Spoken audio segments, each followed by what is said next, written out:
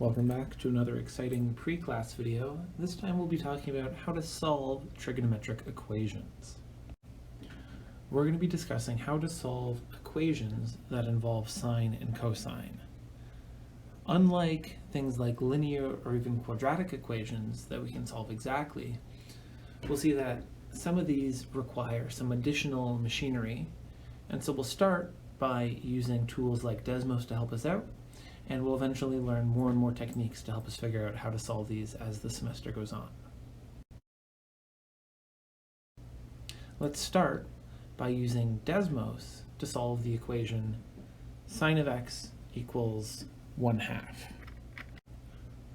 As we can see, we have the equation sine of x plotted on our graph here, and we also have the line y equals 1/2, which intersects sine at a couple of points, pi over 6, 5 pi over 6, and due to the properties of sine repeating every 2 pi, we can see it also intersects sine at pi over 6 plus 2 pi, 5 pi over 6 plus 2 pi, pi over 6 minus 2 pi, 5 pi over 6 minus 2 pi, and at every multiple of pi over 6 and 5 pi over 6, plus or minus multiples of 2 pi.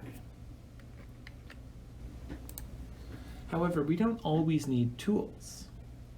For example, cosine of x equals 1, we know straight away that cosine of 0 equals 1, just from our unit circle. In fact, if we have a unit circle in front of us, we'll also notice that cosine of 2 pi equals 1, and it turns out that every multiple of 2 pi will also equal 1. So in general, we could write cosine of 2 pi k equals 1 for any integer k. And that means 2 times pi times 0, 2 times pi times 1, 2 times pi times -2. Every multiple of 2 pi, cosine of that should equal 1, which we can verify in Desmos if we want.